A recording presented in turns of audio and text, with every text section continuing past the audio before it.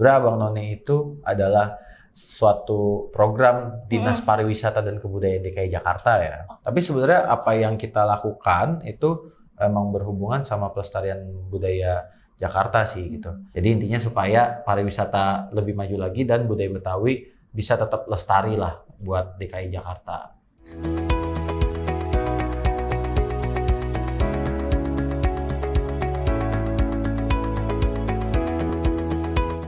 Good day viewers, welcome back to Projection, Project Management in Online Network. Jumpa lagi dengan saya Dara yang akan menemani sesi diskusi dan sharing kita pada kali ini. Viewers, apa kabarnya? Semoga dalam keadaan sehat selalu ya. Jangan lupa untuk subscribe channel kami untuk selalu mendapatkan update dan kabar menarik lainnya seputar dengan Project Management. Di samping saya telah hadir narasumber yang sangat hebat, yang mana narasumber kali ini merupakan CEO dari IKA Kreatif dan juga pernah menjadi Abang None di DKI Jakarta pada tahun 2017, yaitu Mas Amar Kans. Halo. Halo Mas Amar Kans. Halo viewers. Apa kabar? Baik. Terima kasih banyak telah hadir pada kesempatan kali ini untuk diskusi dan sharing pengetahuan ini seputar dengan Abang None Jakarta. Siap. Mas Amar, Ya. Kans. Sebenarnya Abang None itu apa sih, Mas? Jadi sebenarnya Abang None itu mungkin kalau orang secara umumnya kayak mikir oh itu pageant gitu kan kayak Putri Indonesia kayak apa. Cuma menurut aku emang secara fungsi itu agak lebih banyak daripada itu. Sebenarnya Abang None itu adalah suatu program Dinas Pariwisata dan Kebudayaan DKI Jakarta ya. Jadi satu program mereka yang memang fungsinya itu adalah untuk menjadi Duta Pariwisata dan Budaya DKI Jakarta. Jadi representasi dari Dinas Pariwisata dan Budaya DKI Jakarta untuk mempromosikan, mengajarkan, dan menyebarluaskan soal pariwisata dan budaya yang ada di DKI Jakarta. Kayak gitu sih sebenarnya gitu.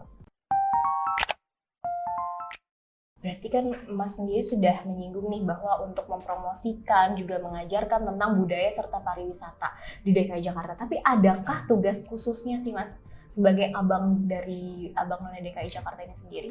Punya. Jadi sebenarnya walaupun pariwisata dan budaya, tapi yang kita lakukan tuh secara penugasan gitu itu nggak hanya itu ya. Jadi kita juga menjadi kalau dari sisi dinas pemerintahan ya, biasanya tuh Abang dan None itu kadang juga ikut andil dalam acara-acara pemerintahan ataupun acara luar, tapi bisa acara swasta tapi dia minta ke dinas untuk ada budaya Betawinya gitu. Biasanya kita hadir untuk kayak entah pendampingan atau untuk penyerahan gitu. Padahal kayak sekilas kayak terlihat simbolisasi ya, tapi itu tujuannya adalah untuk ngasih tahu kayak oh itu yang mendampingi ataupun yang MC ataupun yang memberikan simbolisasi atau segala macam itu adalah Abang None. Yang mana pakai baju Abang None apa. Jadi kita memperkenalkan karakter budaya Abang None secara kostum dan segala macamnya. Itu satu. Tapi kalau misalnya yang kedua, tugas-tugas yang dilakukan juga adalah kita tuh punya program kerja juga yang berhubungan sama sosial juga sebenarnya. Kayak misalkan ada Abang None Peduli, Abnon Peduli itu kayak pas waktu itu ada banjir di awal tahun, kayak kita intinya kayak bikin semacam kegiatan main bareng sama anak-anak yang rumahnya habis kerendam banjir. Itu kan sebenarnya di luar pariwisata dan budaya ya, tapi bersifat sosial. Tapi ya kita lakukan itu gitu, itu program kerja juga. Kita sisipkan budayanya tetap kayak entah ada lenongnya atau apa itu tetap. Dan yang terakhir adalah yaitu tadi penugasan untuk perkenalan budaya ataupun pariwisata. Misalkan kalau aku pribadi pernah intinya jadi semacam tour guide buat wisatawan dari Jerman waktu itu. Jadi kayak dia di wilayah kota tua ya kita ngedampingin dan juga sekaligus kita menjelaskan gitu Fathahilah itu seperti apa, the history of this place itu kayak gimana, kayak gitu sih. Nah, untuk tingkat kesulitannya sendiri itu gimana, Mas? Kalau tingkat kesulitannya, tapi kita kan juga dibentuk ya. Jadi kita tuh pada saat kita jadi finalis, kita tuh punya materi pembekalan gitu. Jadi ada 7 bidang materi tuh. Ada budaya, ada pemerintahan, ada wisata, ada psikologi, ada bahasa asing, ada marketing, sama ada penampilan bakat gitu. Jadi ini 7-7-nya dilatih gitu dan dijurikan gitu. Jadi kalau dibilang nggak mudah atau enggak, ya sebenarnya cukup nggak mudah gitu. Tapi artinya kita nggak harus, oh dari awal kita udah harus kayak bisa kayak gini. Menurut aku nggak, karena kayak pada saat masuk Abang None itu, kita emang ada pelatihannya gitu. Dan itu pun dari speaker-speaker yang bagus gitu, yang emang keren gitu. Jadi kalau misalkan pas zaman aku tuh speakernya ada Pak Triawan Munaf, ada owner LSPR, ada beberapa orang keren lah gitu. Jadi susah gitu. Tapi pada saat udah dijalani kayak ya along the way kita diajarkan juga gitu di Abang None-nya gitu. Jadi semua orang menurut aku bisa sih. Semua orang pasti bisa ya. Menurut aku harusnya. bisa sih. Karena kalau orang banyak yang mikir kayak gue kan nggak begini gitu. Sebenarnya ya kita bukan pageant yang kayak emang beauty pageant, tapi kayak aku aja tuh katanya bisa terpilih, bisa menang lah gitu ya. Ya justru lebih ke karena mungkin katanya banyak pengalaman organisasi katanya kayak gitu, karena paham tentang marketing sama pemerintahan gitu. Jadi lebih ke dari brain, beauty, behavior, kan kalau ada istilahnya kayak gitu, brainnya itu tetap nomor satu gitu. Dan beauty itu kan sebenarnya kayak lebih ke tentang penampilan, bukan physically ya, tapi kadang juga penampilan kayak rapih, itu juga udah beauty gitu. Karena jujur aja dulu sebelum ikut Abang None, aku tuh berantakan sekali gitu. Berantakannya tuh gimana tuh?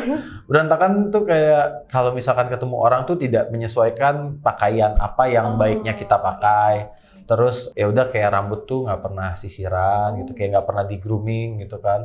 Terus ya pokoknya nggak ngerawat gitu. Sebenarnya cowok yang rawatnya masih dalam hal yang wajar ya aku ya, kayak ya rambut dirapihin, terus kayak cuci muka, ya gitu aja sih, nggak yang sampai treatment gimana banget. Tapi intinya karena kalau misalkan kita enak, good look dalam artian rapih dan enak dilihat aja ya, itu akan bagus juga ternyata buat pekerjaan, buat relationship, buat networking gitu. Dan itu aku sadari pas pada saat join Apnon itu sih. Oh, berarti di Apnon sendiri itu diajarin banget nih cara berpenampilan yang baik itu gimana?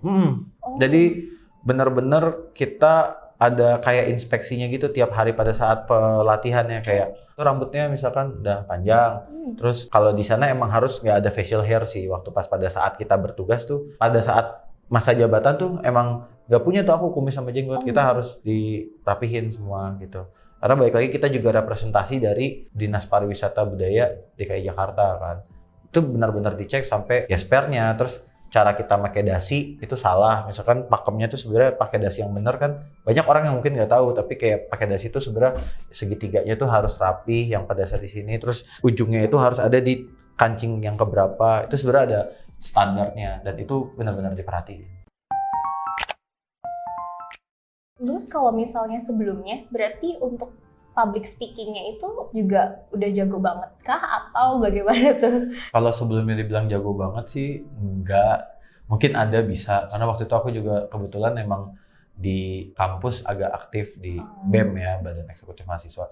Tapi di Apnon tuh ya menurut aku dilatih banget juga, karena setiap hari kita ada materi buat latihan, either itu public speaking atau Q&A. Ya Q&A juga sebenarnya selain ke pengetahuan, tapi deliverable-nya juga kan itu ngelatih.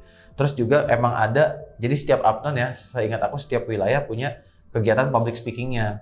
Jadi misalkan kalau waktu itu aku Jakarta Timur kan, kita tuh di mall di daerah Cipinang, itu ya udah kayak emang ada event di mana masing-masing itu harus ada materi public speaking di atrium mall itu 5 menit. Yang intinya soal either pariwisata atau budaya. Kita harus ngomongin soal itu ke orang-orang yang ada di mall itu. Kayak gitu sih kira-kira. Dan nanti ada juga kan pas malam finalnya, pas pada saat malam pengumuman pemenang itu juga ada Q&A, itu menjawab pertanyaan, ya itu public speaking juga ya. Orangnya kan lumayan banyak gitu yang nonton. Nah Mas, kan tadi ada promosi dan tugas-tugas lain nih terkait dengan pariwisata di Indonesia. Nah, sampai kapan sih tugas itu Mas kan akan emban? Apakah selamanya ataukah hanya dalam lingkup beberapa tahun atau bagaimana? Kalau ditanya sampai kapan, nah Apnon ini menurut aku juga agak bagus di ini ya, persoalan regenerasi dan hubungan antara regenerasi dengan generasi atas-atasnya gitu. Jadi kayak sama yang senior-senior, kalau misalkan senior-senior itu memang masih bisa sangat involve untuk ikut, ya silakan gitu. Jadi mungkin emang nggak jadi garda depannya, artinya bukan yang jadi kayak tour guide-nya, bukan yang dikasih penugasan langsung dari Dinas Pariwisatanya. Tapi untuk membina komunitas yang masih berjalan gitu. Katakanlah nih, sekarang angkatan 2023 udah ada gitu kan, si Apnon-Apnon yang baru. Yaitu yang angkatan 2006, 2005 itu masih ikut membina, ataupun kalau misalkan ada acara tuh bisa ikut. Kayak misalkan tadi acara Apnon Peduli, mereka tetap ikut loh. Dan kayak mereka ngasih koneksi juga. Misalkan kayak waktu itu ada yang ngasih koneksinya ke Polri misalkan, jadi kayak ada buat acara itu ada dukungannya juga. Ya menurut aku itu salah satu bentuk tetap terbilang andilnya mereka gitu kan. Tapi kalau untuk masih bertugas, masih pakai baju abang nonenya, terus masih dapat penugasannya, yaitu 2-3 tahun setelah jadi finalis lah, itu sebenarnya masih bisa. Karena kadang ada event-event besar yang, wah ternyata satu angkatan itu aja nggak cukup tuh buat menampung kebutuhannya. Contohnya Asian Games waktu itu. Aku udah tahun 2019 ya kalau nggak salah Asian Games. Aku tuh udah 2 tahun jadi finalis kan, udah lewat 2 tahun. Tapi tetap dipanggil, karena kebutuhannya emang banyak banget waktu itu buat Asian Games. Berarti untuk kegiatan andilnya itu bisa sampai seumur hidup sih sebenarnya Mas ya? Kalau andilnya di luar soal representasi jadi abang nonenya, itu ya sampai kapanpun ya dia bisa tetap berkontribusi. Contohnya kalau di Jakarta Timur, contohnya Bang Indra Bekti, itu tuh Abnon Timur yang alhamdulillah udah keluar rumah sakit.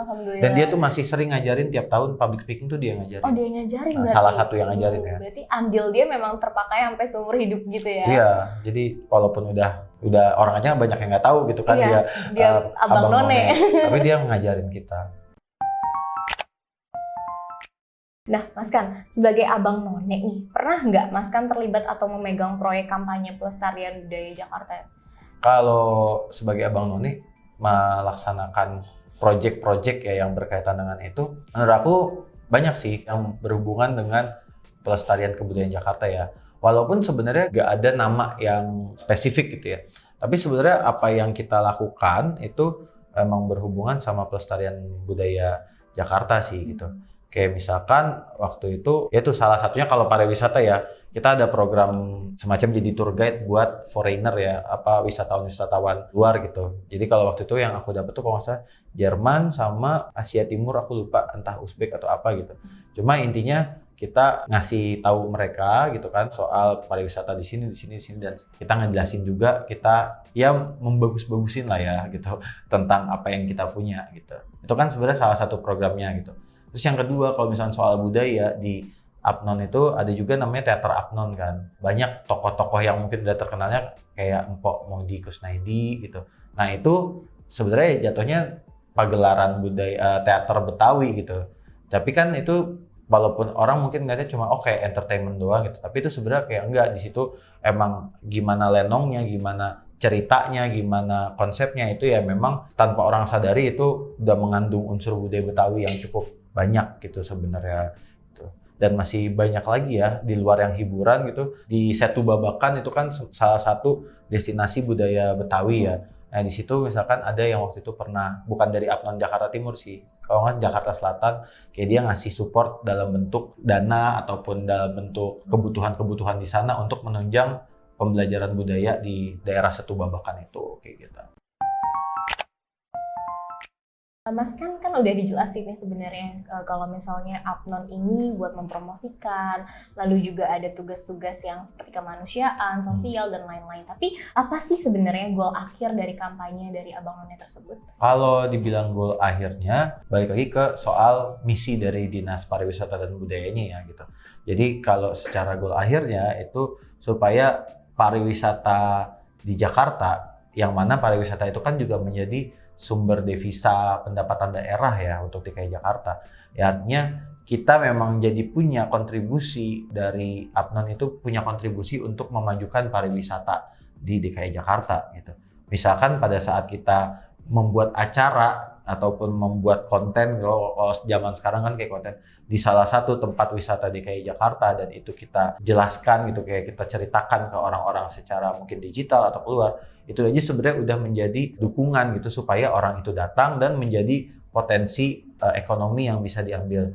Jadi satu tujuannya adalah untuk goals akhirnya adalah untuk memajukan pariwisata, itu udah sangat pasti gitu.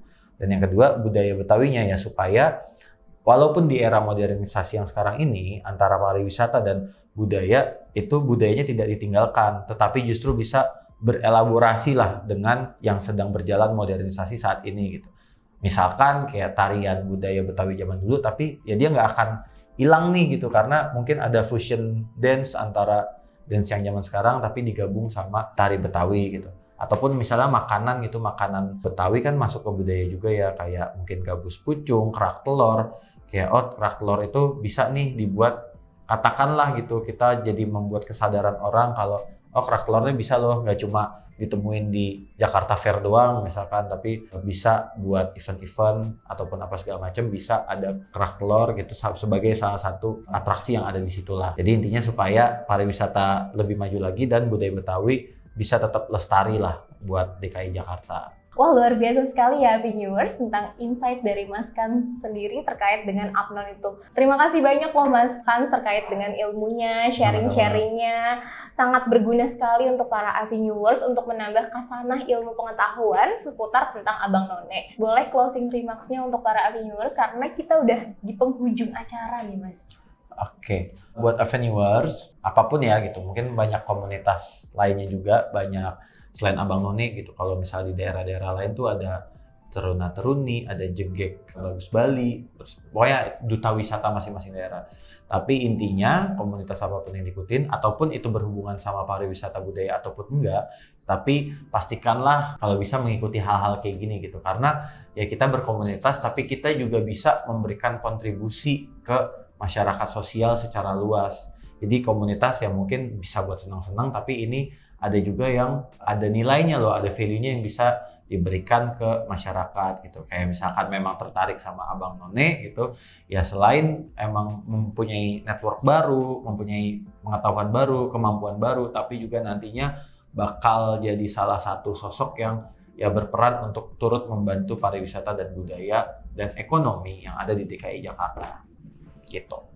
Wah, closing remarks-nya sangat bermanfaat bagi para Avenuers nih Mas Kan. Terima kasih banyak Avenuers telah mengikuti kebersamaan kita pada kali ini. Semoga ilmunya bermanfaat dan menambah kasanah-kasanah ilmu lainnya. Jangan lupa untuk komen, subscribe, and like channel kami agar tidak ketinggalan nih informasi-informasi seputar terkait project management lainnya. Sampai jumpa Avenuers!